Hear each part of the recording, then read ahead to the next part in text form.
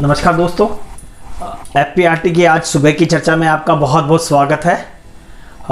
मैं आप लोगों का बहुत बहुत धन्यवाद करता हूं कि आप मेरे सभी वीडियोस को देखते हैं और उसको आगे लोगों को शेयर कर रहे हैं, और जिससे कि हमारी व्यूवरशिप भी बढ़ रही है, हमारे जो एफपीआरटी के सब्सक्रिप्शन हैं वो भी थोड़े बढ़ रहे हैं।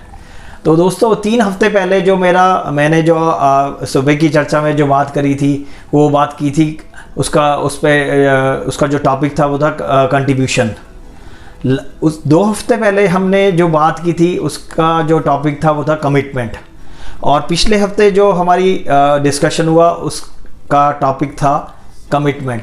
तो दोस्तों, आज मैं आपके साथ जो शेयर करने वाला हूँ उसका जो टॉपिक का जो नाम है वो है ग्रैटिट्यूड।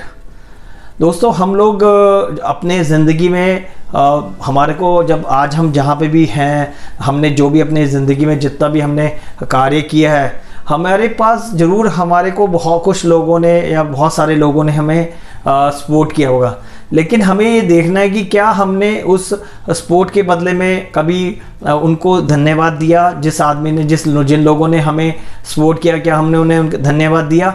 हम लोग जब भी देखा जाता है कि कोई आदमी बहुत अच्छे से हमारे साथ चल रहा होता है, लेकिन उसके पास कोई और दूसरा कोई एडवाइज़र पहुंच जाता है या कोई और आदमी पहुंच जाता है, तो और वो 1-2 बार यदि वो हमारे से इंश्योरेंस नहीं कराता, गाड़ी का इंश्योरेंस नहीं कराता या कोई बात नहीं करता, हमें लगने लगता है कि ये हमारे लायक नहीं रहा, और हम ये भूल जाते हैं कि वो 8 साल 10 साल से हमारे साथ लगा था। चलो, आज वो हमारे से काम नहीं कर रहा, बट हमें उस चीज़ का ध्यान रखना पड़ेगा कि 10 साल पहले जब वो हमारे साथ शुरू हुआ था, उसमें हमारे उस 10 सालों में उसका हमारी लाइफ में क्या कंट्रीब्यूशन है।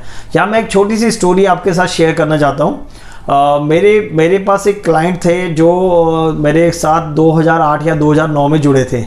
जब वो मेरे साथ जुड़े तो उनका कोई 25 के करीब ट्रक उनके पास थे, और वो हमने ओरिएंटल इंश्योरेंस कंपनी के साथ उनका इंश्योरेंस करना शुरू किया, और वो इंश्योरेंस करते करते उनके 25 से कब वो 125 ट्रक मेरे पास हो गए।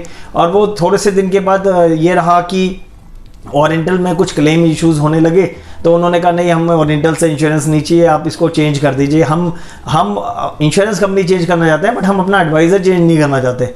तो फिर हमने जब वो 100-125 गाड़ियाँ हो चुकी थी, तो हमने वो गाड़ियाँ वहाँ से 125 गाड़ियाँ हमने इफ़को टोक्यो से करनी शुरू करी। और मुझे अच्छे से याद है कि 2011 या 2012 में हमारे पास उस क्लाइंट की 115 से 125 के करीब गाड़ियाँ हमारे पास थी, और वो कंटिन्यूस हमारे पास आ रही थी।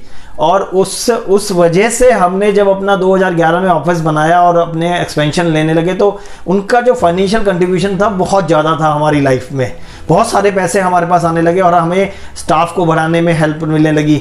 लेकिन 2013 या 2014 में उन्होंने सारे इंश्योरेंसेस हमारे से इसलिए कह के विड्रॉ कर लिए कि हमारे किसी रिलेटिव ने, ऑनर्स की तरफ से किसी रिलेटिव ने अपने इंश्योरेंस एजेंसी ले ली और वो सारे वहाँ पे शिफ्ट कर दिए उन्होंने।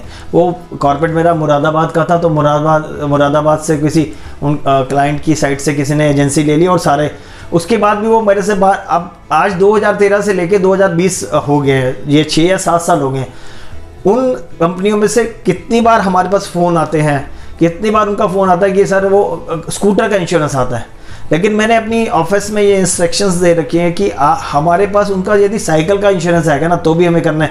आज वो हमारे से काम नहीं कर रहे, कोई बात नहीं, लेकिन जिस टाइम उन्होंने हमारे से काम किया उसका हमारी लाइफ में बहुत कंट्रीब्यूशन है। जब हमें ग्रोथ की जरूरत थी, उन्होंने हमारे साथ इतना काम दिया, हम आज जहाँ पे खड़े हैं वहाँ पे हम पहुँच पाए। आज हमारे पास क्लाइंट्स बहुत हैं, आज क्लाइंट्स हमारे पास अच्छे रिजनेबली ठीक क्लाइंट्स हैं, लेकिन जिस दिन वो हमारे पास थे, उस दिन वो हमारे बड़े क्लाइंट्स में सबसे बड़े वो ही थे। आज हो सकता है कि उनसे जितना बिजनेस उन्होंने हमें दिया उससे ज़्यादा वॉल्यूम वाले क्लाइंट्स हमारे पास हैं, लेकिन मुझे ये हमेशा लगता है कि आज भी, अभी पिछले कोविड के दिनों में भी उन ऑनर का मेरे पास वो फ़ोन मेरी ब्रॉडकास्टिंग लिस्ट में, जो भी मेरी कोई अचीवमेंट्स अचीवमेंट्स वगैरह होती है मैं उनको शेयर करता हूँ। 7 सालों में कभी ऐसा नहीं हुआ मेरी कोई पोस्ट उनके पास गई और उन्होंने मुझे रिवर्ट ना किया हो।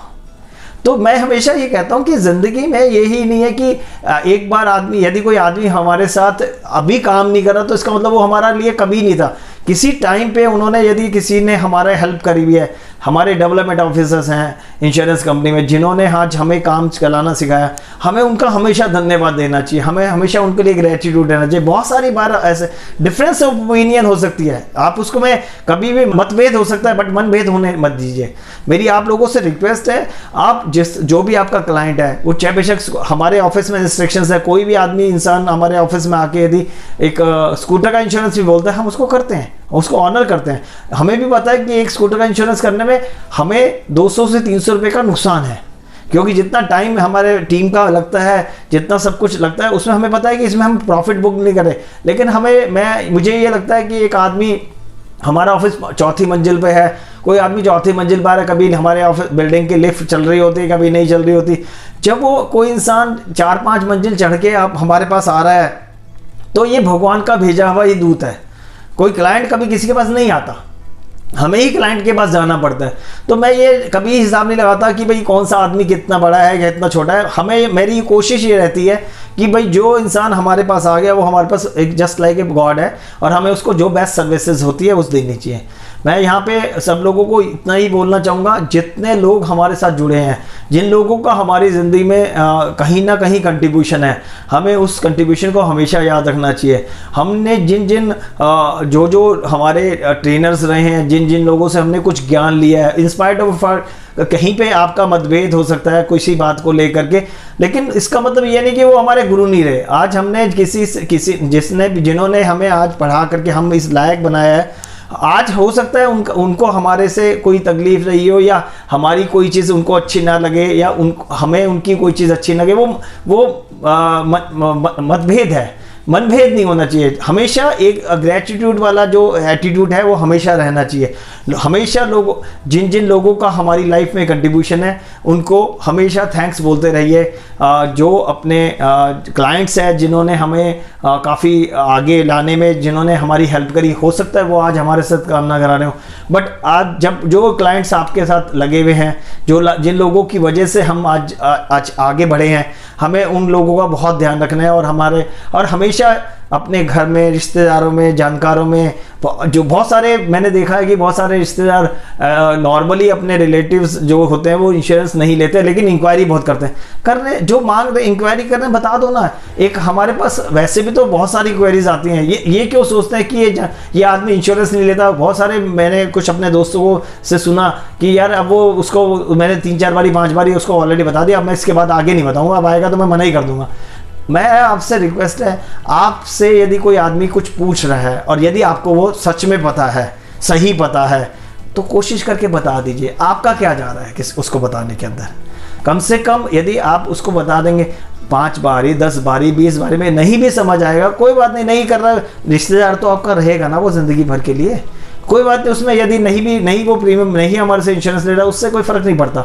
इंश्योरेंस ये नहीं ले रहा या हमारे सर्विसेज नहीं ले रहा, कोई प्रॉब्लम नहीं है। बट यदि कोई आदमी आपको किसी एक्सपेक्टेशन से कॉल कर रहा है, तो उसकी जितनी हेल्प हो सके उतनी करनी चाहिए। मैं आज अपनी इस टॉपिक को यहीं पे विराम देता हूँ। वैसे ये टॉपिक इतना बड़ा है कि यदि हम घंटे भी बात करें तो शायद ये कम पड़ेगा, लेकिन क्योंकि ये सुबह की समय सीमा है कि हमें कुछ शॉर्ट टाइम के अंदर जो बेस्ट पॉसिबल वैल्यूज़ हों वो देनी चाहिए। हम उसके लिए बहुत प्रयास करते रहते हैं और कोशिश करते रहते हैं कि वो हम आप लोगों को डिलीवर करें।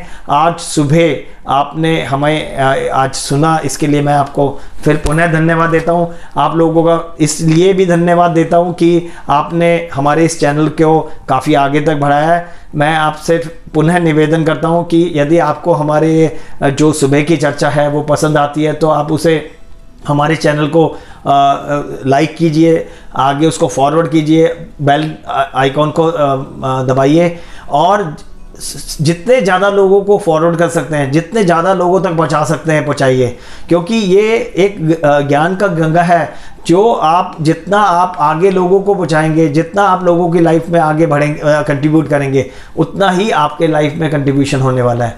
तो दोस्तों, आज मैं इन्हीं शब्द के साथ आप लोगों से आज की विदा लेता हूं, और फिर अगले हफ्ते जो भी एक नए टॉपिक के साथ आपसे मिलता हूं। तब तक के लिए बहुत बहुत धन्यवाद।